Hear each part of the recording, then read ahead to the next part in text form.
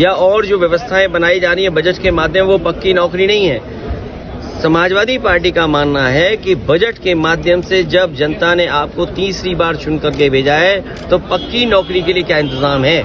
और कहने को कह रहे हैं कि हम जो एडिबल ऑयल है, चाहे वो मस्टर्ड, सेस्मिक, आपका सोयाबीन, आपका ग्राउंडनट, सवाल ये नहीं है। सवाल ये है कि बाजार को आपने 10 साल किसकी मदद की जिससे बाजार में वो खाने पीने का रिफाइंड तेल भर गया जो बाजार में आज पक्की तरीके से खड़ा है। तो आप किसान को क्या एमएसपी देंगे? क्या हॉर्टिकल्चर क्रॉप्स के लिए आपके पास कोई एमएसपी देने का इंतजाम है? किसान तो एमएसपी मांगना चाहता है, आप एमएसपी देना नहीं चाहते हैं। हॉर्टिकल्चर जो क्रॉप्स हैं, क्या उसके लिए एमएसपी की आपके पास तैयारी है? अगर हॉर्टिकल्चर क्रॉप्स के लिए आपको एमएसपी की तैयारी नहीं है और आप फसल की तैयारी नहीं कर रहे हैं, आप एग्रीकल्चर इंफ्रास्ट्रक्चर के लिए आपने पिछली बार भी कहा था कि 1 लाख करोड़ रुपए हम दे रहे हैं। अगर मंडियां नहीं बनाएंगे, ये सरकार बताए कि यूपी में अगर एक भी मंडी बनाई हो तो जब मंडी नहीं होगी किस स्थान पर किसान ले जाए अपनी फसल की कीमत पाएगा? पीएम तो कह रहे हैं कि 2047 का भारत बनेगा। अब मान लीजिए विकसित भारत की बात कर रहे हैं। मान लीजिए बक्सर से एक एक्सप्रेस वे लेके जा रहे हैं, जो समाजवादी सरकार में पूर्वांचल एक्सप्रेस वे, जहां पर प्रधानमंत्री जी ने हवाई जहाज उतारा था हरक्यूलिस, वो पखनपुरा गांव तक छोड़ दिया था क्योंकि आगे एनएचआई की सड़क बननी थी। क्या ये सरकार को ये भी नहीं दिखाई देता है कि अगर 25 किलोमीटर 30 किलोमीटर का एक्सप्रेस वे बन गया होता तो बक्सर से जो एक्सप्रेस वे ये प्रपोज कर रहे हैं वो भी जुड़ जाता?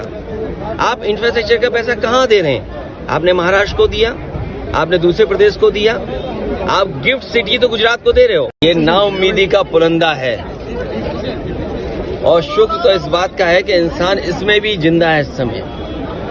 अशोक भाई ऊपर करना भाई। जो सवाल पहले थे, महंगाई, बेरोजगारी और जो सपने दिखाए गए थे बड़े बड़े, अगर हम यूपी का ही देख लें तो निवेश की हालत क्या रही होगी। और जो बातें आंकड़ों के हिसाब से बड़ी बड़ी कही जाती हैं, जो इनके प्रोजेक्ट चल रहे होंगे वो प्रोजेक्ट कोई समय पर पूरा नहीं हुआ है इनका। अब मान लीजिए सरकार बचानी है तो अच्छी बात है कि बिहार को, आंध्र प्रदेश को कुछ विशेष पैकेज या विशेष योजनाओं से जोड़ा गया है, लेकिन उत्तर प्रदेश जैसा प्रदेश जो प्रधानमंत्री देता है, क्या वहां के किसान के लिए कुछ बड़े फैसले हैं? किसान की फसल की पैदावार, उसकी कीमत के लिए क्या कोई इंतजाम है? कहने को तो याद होगा आप सबको कि पिछली बार कहा था कि मंडी और एग्रीकल्चर इंफ्रास्ट्रक्चर के लिए स्ट्रेंथन करने के लिए लाखों करोड़ रुपए हैं। अगर वो इंफ्रास्ट्रक्चर स्ट्रेंथन हुआ था तो इसका मतलब किसान की आय दोगुनी होनी चाहिए या किसान की आय बढ़नी चाहिए थी, वो तो नहीं बढ़ी। तो किसान के साथ संकट पैदा किया इन्होंने। बेरोजगारी इन्होंने बढ़ाई है। 10 साल में जो इतनी बेरोजगारी बढ़ गई उसको कैसे कम करें, और वो भी आधी अधूरी नौकरी से। आप 2 साल की, 1 साल की या कुछ ट्रेनिंग करा करके नौकरी या रोजगार का सपना दिखा रहे हैं। देश का नौजवान अपना भविष्य बनाने के लिए पक्की नौकरी चाहता है, और फिर जो आधी अधूरी नौकरी है क्या उसमें आरक्षण होगा?